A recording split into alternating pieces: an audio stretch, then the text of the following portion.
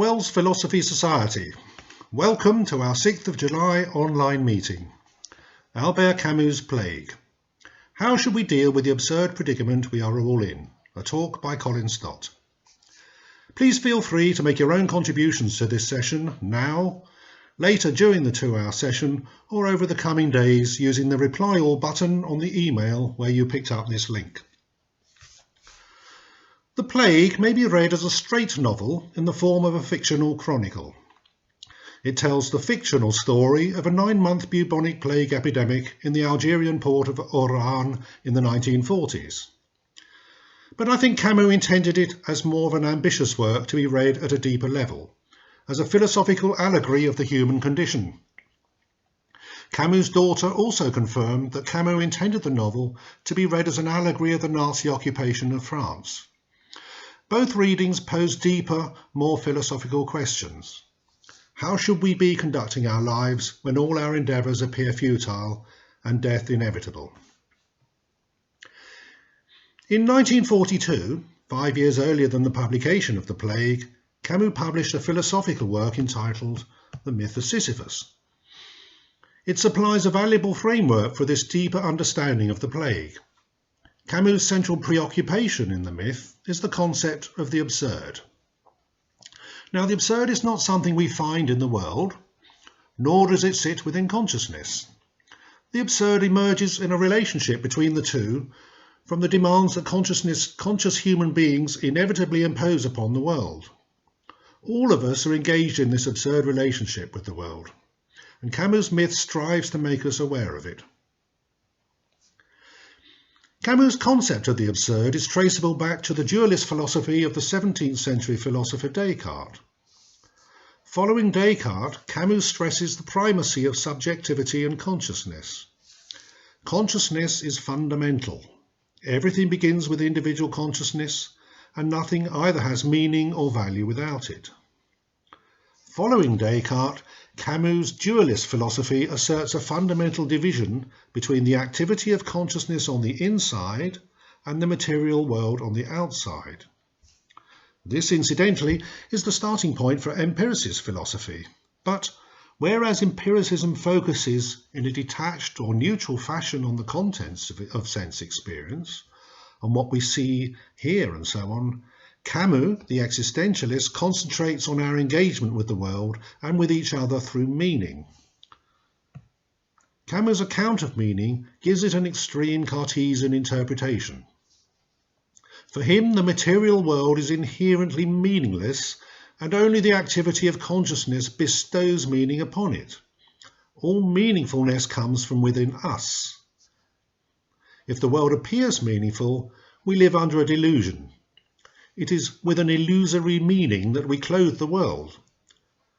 Without the meaning that only individual consciousness provides, words, for example, are simply marks upon paper, an arrangement of pixels on a screen, or mere guttural noises. Now, many readers of Camus find this difficult to accept. After all, the world around us appears saturated in meaning. Language, gestures, clues, symptoms, all these things are examples of material things or events that are meaningful. Surely, at an intuitive level, it is ridiculous for a philosopher to argue that these, including language itself, are meaningless. Camus has a reply to this objection. He observes that adults learn the habit of living before they learn the habit of thinking. Adults are more acclimatized to habitual associations than are the young. They find it harder to recreate that divorce between sign and significance. Camus gives us an example of somebody watching the unheard gesticulations of another person through a glass screen. A similar example might be observing others speak a foreign language. Youngsters here are far more likely to find this amusing or ridiculous. They are simply not fully immersed in or confident in reading all those meaningful social phenomena that comprise the accustomed world of our adult lives. Camus' absurd is the inevitable consequence of this division between a meaningful consciousness and a meaningless world. We encounter the absurd when we seek to lead a meaningful life in that meaningless world, when we find ourselves placing impossible demands upon an indifferent universe. We have the desire for a subjective, meaningful life, but pervert that desire into the demand for an objective, meaningful world. But for Camus, life must be meaningless of necessity. Personally, I find this step puzzling.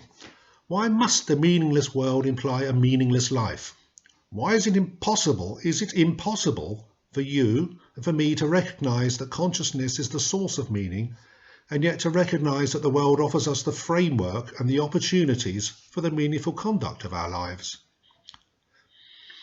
If meanings were etched into the very fabric of the world, as Camus seems to demand, there could be no room for the freedom which is at the very core of our meaningful engagement with it. My suspicion is that Camus' individual Cartesian consciousness gropes and blunders in an isolated and lonely state, and that Camus fears that the meanings it attempts to sprinkle around the world are completely arbitrary. But are we obliged to inhabit Descartes' fragile little bubbles of consciousness? There are alternatives, and I will mention one or two of these later. For now, let's return to Camus' absurd. Once we become aware of this inescapable condition, Camus maintains we encounter angst or anguish. Now, these are words indicative of pain or suffering, but as Camus will show, our responses to the absurd may vary significantly and may even become liberating and life-enhancing. So, how are we to respond to angst? Camus poses the question provocatively. There is but one truly philosophical problem, and that is suicide. If we cannot deal with anguish, what reason can there be for living? So, for Camus, the fundamental question is not, as empiricism asks, what can I know? Rather it is, what should I do? If I choose to live my life, then I ought to have a good reason for doing so. I now come to The Plague, the novel which illustrates some alternative ways of dealing with angst. Before I explore this novel, I think a few brief observations on allegorical novels in general will be helpful. Allegories usually suggest the possibility of a second parallel reading at a more general level. Examples of these include some of the Greek myths, such as that of Icarus or indeed Sisyphus. In the 17th century, perhaps the most famous of all allegorical novels is Bunyan's Pilgrim's Progress. And in the 20th century, Kafka's The Trial and Orwell's Animal Farm provide two of many good examples of allegorical novels. These types of novels exhibit characteristic patterns. One is the simplification of characters. In The Pilgrim's Progress, these appear as simple character types, such as obstinate and pliable. In Animal Farm, Orwell gives us nearly all animal characters. Another characteristic pattern in allegorical novels is the isolation of characters from the world at large, as in Kafka's Trial. Such isolation makes it easier to present a narrative as representative of society, of humanity, or of life in general. The successful allegorical novel hits a midpoint between the general and the specific. Make it too general and you no longer have a novel, but a philosophical treatise. Make it too specific and you no longer have general insights whose scope extends beyond the lives of the individual characters portrayed. To the novel The Plague, then. The Plague opens with a bleak description of Iran, an actual city or port in Algeria. Reports suggest that the inhabitants live wasted, humdrum lives dominated by empty routines. Once the city is quarantined and the gates are shut, the individual isolated residents become a microcosm of humankind in general. They begin to realise that the affliction is no longer individual to each of them, but that they share a common predicament. Like death itself, the plague makes no discriminations regarding age, class, gender or race. And for its victims, death is all but inevitable. Death becomes mortality in general, the great leveller, and the ordeal of the epidemic may be read as the journey of life itself. Visiting Taru, a character in the novel, reinforces this allegorical reading. He believes everybody carries a dormant form of the plague. The disease might break out at any time. But he remains cautious despite this prognosis, still reminding others of their duty not to infect others. The novel observes that quarantining does, in one sense, inject some meaning into the lives of the residents. They become more appreciative of what they possess, love or desire more deeply what they are missing or have lost. They experience life with a greater intensity. Ironically, they appear to have overcome their pre-plague isolation and alienation. But even so, at the end of the novel, when the plague has passed, after they have finished their celebrations and rejoicings, they soon revert to their former routines. An opportunity squandered. Interestingly, Camus has Gluck's opera Orfeo playing nightly at the Opera House, a tale of great loss rendered doubly tragic when the opportunity for restoration is squandered. Reports also suggest that the residents acquire more community spirit during the plague. However, examples of cooperation and altruism in the text are few.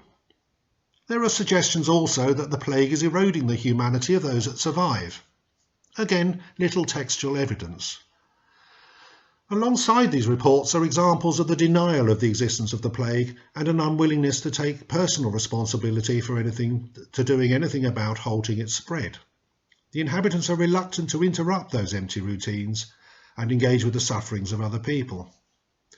Public order does appear to be maintained, however. There are no reports of serious rioting, looting, or victimisation. Not that all is calm and harmonious, however. We hear of police shootings and the neurotic character Cotard prospers as a black marketeer. So why do we have these apparent inconsistencies? There are perhaps philosophical reasons for these. Camus is less interested in the social impact of the epidemic. His primary concern, I would claim, is with the philosophical issue of individual responses. Concerted actions only tend to reach the reader in report form in the text of the novel. Camus is an existentialist thinker, and existentialism stresses that it is a philosophy based on individual experience. It is the individual who is primarily responsible for exercising freedom, for making and justifying decisions. To follow social maxims or norms slavishly is to subvert one's authenticity as an individual subject of consciousness. There are perhaps literary reasons too for these inconsistencies. Camus probably didn't want the novel to be too allegorical and too general, too blatantly didactic. Different and developing perspectives or interpretations give the narrative greater interest and veracity. It is a common complaint against philosophical novels that they dilute the richness and diversity of human life for the sake of making their philosophical points. Camus is never in any danger of doing this. In a similar fashion, Camus gives his central character, Dr. Ria, some greater depth by conveying his sometimes conflicting musings on how he should respond to the epidemic. He avoids making Ria the mouthpiece for a single-party line of existentialist thought. Ria, by turn, adopts the stoical and the rebel stance, but he does entertain other ideas as well. As an example, he muses on this. What are 100 million deaths, he asks himself. And since a dead man has no substance, unless one has actually seen him dead, 100 million corpses broadcast through history are no more than a puff of smoke in the imagination. Here, Ria takes the idea of the absurd to its limits. By taking individual consciousness to underpin all our perceptions and evaluations, Ria reasons that what only impinges slightly upon consciousness can only register the slightest meaning there. This compares with a scene featuring the character Harry Lime, played by Orson Welles in the contemporary film The Third Man. The scene takes place on the Vienna Ferris wheel where Harry Lime, a racketeer dealing in debased clinical drugs, remarks that from a great height the people below resemble nothing more than ants. So it is easy to see how that an existentialist working from the starting point of his individual perception as defining what is meaningful might draw this chilling moral conclusion that we might treat other people as we do vermin. Camus gives us existentialist heroes like Rhea and Meursault in The Outsider, who appear under normal circumstances self-contained, rather mild and even likeable individuals. But the existentialist thinking that underpins their attitudes appears also to give license to more dangerous individuals, such as the psychopath or serial killer. However, this is not an idea that engages Rhea for long. Rhea remains undeterred in his dedication to his work and adopts an attitude of stoicism. At times, Rhea feels he should act from duty or common decency and unthinkingly presses on steadfastly with his professional role. His profession gives him certitude, unambiguous guidelines and directives. Albert Camus appears to admire Rhea's stoicism in the face of adversity. But surely this admiration is misplaced. A disinclination or refusal to consider one's options under radically different conditions cannot be admirable in itself. Rhea ought thoroughly to reappraise his priorities once he finds himself in a situation of unprecedented urgency. He should be assessing, for instance, the risk to his own life and the effectiveness of the treatments he administers. Deciding where one's duty lies here demands such reappraisal. Rhea encounters dilemmas similar to those that many doctors have experienced in the current pandemic. However, I doubt whether Camus' absurd is of any help in illuminating the issues that they must be considering. What is certain is that blind, stoical devotion to duty represents a refusal to acknowledge the absurd when Camus is striving to make us aware of its presence and urging us to find ways of dealing with it. At other times, Rhea adopts the attitude of rebelliousness.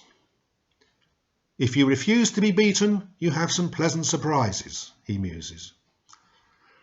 His perseverance against each inevitable tragedy is presented as a noble struggle, notwithstanding the futility of his efforts. He nearly always fails, and sometimes only prolongs the suffering he is trying to quell. Nonetheless, Rhea has decided to remain at the front line regardless. He chooses to fight death and suffering and to increase the personal risk of succumbing to the plague himself. Camus suggests Rhea's defiance in the face of the inevitable gives his life meaning and value and enables a full expression of his humanity. The instinctive struggle for life is an authentic expression of being human in the face of an allegorical plague that will inevitably claim that life. Camus argued in The Myth that all action is futile. In the plague, he maintains there is dignity in a futile struggle against the inevitable. In other words, he seems to be saying there is dignity in banging one's head against a brick wall. What Camus fails to tell us is why a pointless struggle should be noble and meaningful. What exactly is the point of any futile action? The text follows other characters and their responses to the epidemic. These responses include fear, cowardice, and acquisitiveness. Now, what makes these responses less noble than Rhea's? What is it about blind, selfless devotion to a hopeless struggle that is so ennobling? Women are often baffled by this trait they see as a typically masculine trait. It is notable that women are marginalised and scarcely feature in the novel of the plague. Their inclusion in the novel might have made the discussion more interesting, I think. Revolt or rebellion suggests hope and might point to a reasonable prospect of success. But to suppose that hope is sustainable, when Camus' reasoning tells us that all hope is futile, is to spit defiance at the validity of Camus' philosophical reasoning. As one would expect, the novel cannot dispense with a religious perspective. which Father Panelu provides in his discussions with Rhea. Religion postulates a higher authority to supply a meaning to events.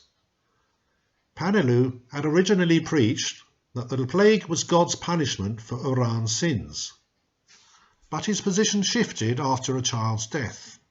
Then Panelu denounced human suffering as evil rather than deserved, and pronounced it an ultimate test of faith. This shift highlights a chronic problem for religious narratives, for it is a human decision that decides God's will. God's will has been accessible to us only through human mediation, for instance through holy texts and revelation. Anyone might devise a spurious reason for the epidemic and attribute it to God, for instance that they prayed for it to happen. Religious explanations superimpose an arbitrary and alien meaning upon events and perfectly illustrates Camus' doctrine of the absurd. Whether or not our everyday and scientific explanations of events demand a similar leap of blind faith is more contentious.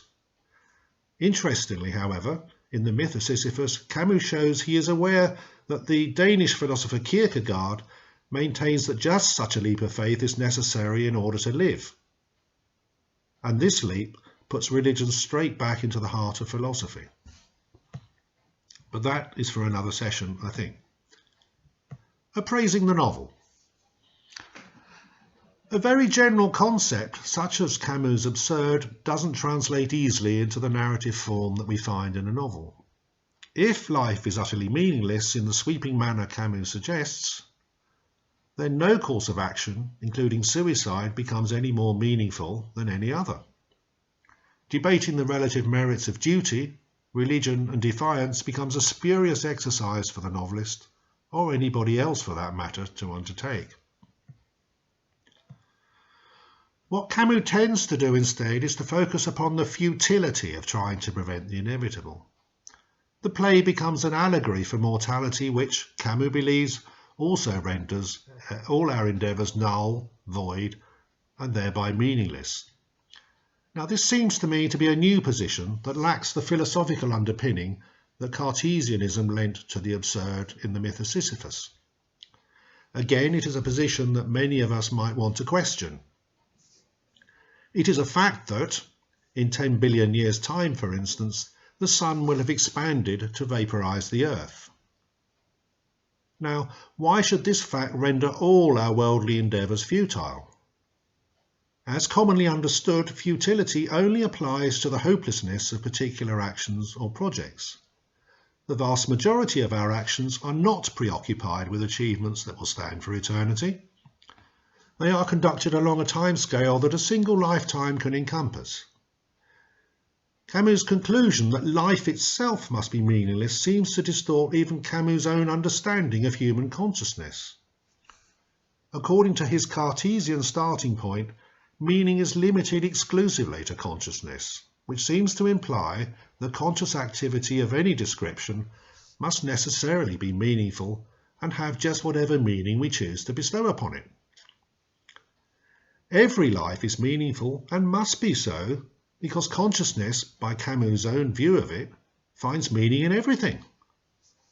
What Camus and his followers seem to miss in this is this simple point.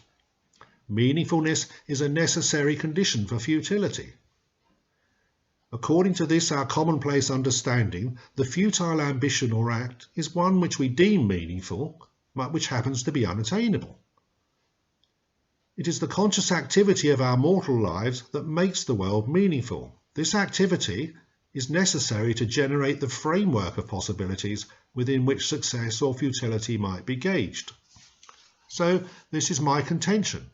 It cannot be true that life is meaningless because it is futile, because nothing can be futile unless it is meaningful. The Plague is probably more of a novel than a philosophical treatise. It does not attempt, for instance, a comprehensive presentation of every strategy for dealing with the absurd that the essays in the myth of Sisyphus undertake. Two more of these strategies are perhaps more familiar than those that we've already discussed. The first of these is the strategy of self-indulgence. This is represented by the hedonist.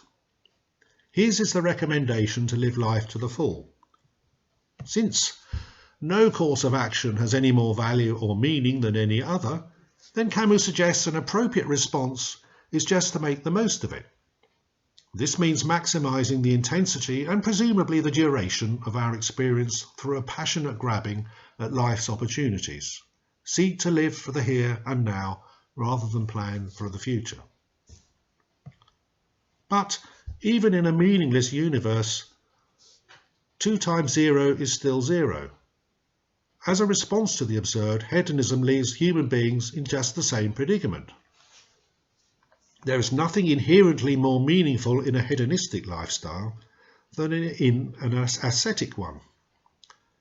Camus' promotion of hedonism over altruism also challenges much established ethical thinking and provokes further objections. Even hedonists, along with the majority of us, be we hedonists or not, will often sacrifice immediate enjoyments for some greater future pleasure. And pleasure has its pitfalls. Many actions that might deliver intense pleasure cause longer-term self-harm, such as drug addiction, or undermine the prospects for life itself, such as eating the seed corn. Modifying hedonism along these sorts of lines leaves us with a pretty conventional morality. The novels of Alan Sillitoe or Stan Barstow depict working-class life in England at around this time. Without any reflections upon the nature of consciousness, their exploration of working-class culture and values produces a very similar set of moral guidelines. A second strategy is that of ironic or supercilious detachment. This attitude has produced what is sometimes dubbed the absurd man. The absurd man adopts a policy of non-engagement. He is aware that all his actions are ultimately futile. In consequence, he never engages fully in any activity. An absurd man cannot immerse himself in love, for instance. He regards lovers as mere animals pursuing instinctive sexual impulses. Nor can he take the concept of romance seriously, and so must feign caring in order to sustain any kind of human contact. Maybe the absurd man can show compassion and love, but he retains an ironic self-awareness and a distance from any object of affection.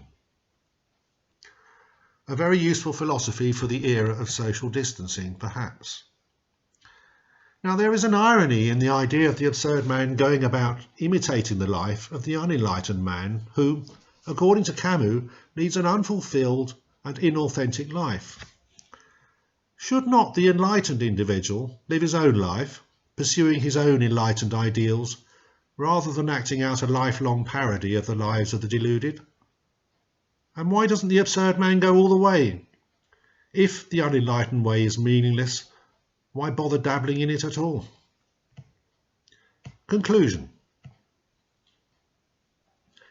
Camus' philosophy offers a varied menu for coping with the absurd, even if no strategy can even begin to meet the impossible requirement that he demands from it.